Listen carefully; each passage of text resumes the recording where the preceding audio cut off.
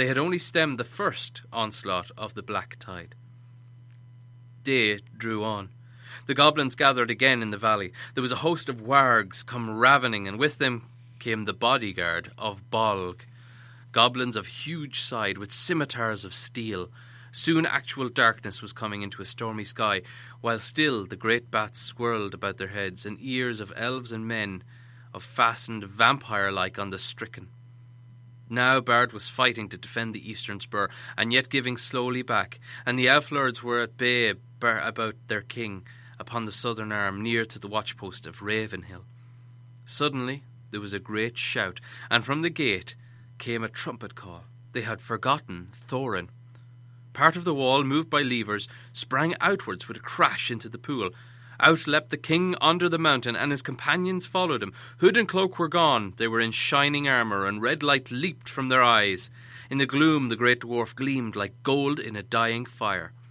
Rocks were hurled down from on high by the goblins above, but they held on, leaped down to the fall's foot, and rushed forward to battle. Wolf and rider fell or fled before them. Thorin wielded his axe with mighty strokes, and nothing seemed to harm him.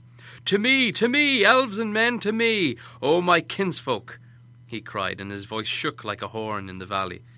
Down, heedless of order, rushed all the dwarves of Dane to his help. Down too came many of the lakemen, for Bard could not restrain them, and out upon the other side came many of the spearmen of the elves. Once again the goblins were stricken in the valley, and they were piled in heaps till Dale was dark and hideous with their corpses. The wargs were scattered, and Thorin drove right against the bodyguard of Balg, but he could not pierce their ranks. Already behind him, among the goblin dead, lay many men and many dwarves, and many a fair elf that should have lived yet long ages merrily in the woods. And as the valley widened, his onset grew ever slower. His numbers were too few. His flanks were unguarded. Soon the attackers were attacked, and they were forced into a great ring, facing every way, hemmed all about with goblins and wolves returning to the assault. The bodyguard of Bolg came howling against them, and drove in upon the ranks like waves upon cliffs of sand. Their friends could not help them, for the assault from the mountain was renewed with redoubled force, and upon either side men and elves were being slowly beaten down. On all this Bilbo looked with misery. He had taken his stand on Ravenhill among the elves, partly because there was more chance of escape from that point, and partly, with the more tookish part of his mind, because he was going to be in the last desperate stand. He preferred, on the whole, to be defending the Elven King. Gandalf, too, I may say, was there, sitting on the ground as if in deep thought, preparing, I suppose, some last blast of magic before the end. That did not seem far off. It will not be long now, thought Bilbo, before the goblins win the gate, and we're all slaughtered or driven down and captured.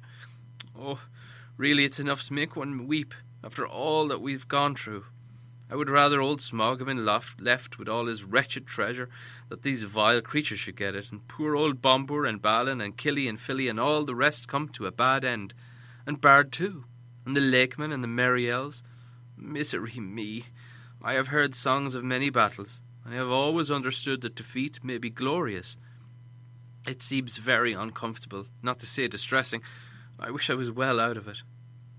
The clouds were torn by the wind, and a red sunset slashed the west. Seeing the sudden gleam in the gloom, Bilbo looked round. He gave a great cry. He had seen a sight that made his heart leap. Dark shapes, small, yet majestic against the distant glow. "The eagles! The eagles!" he shouted. "The eagles are coming!" Bilbo's eyes were seldom wrong. The eagles were coming down the wind, line after line of them, in such a host as must have gathered from all the eyries of the north. "The eagles! The eagles!" Bilbo cried, dancing and waving his arms.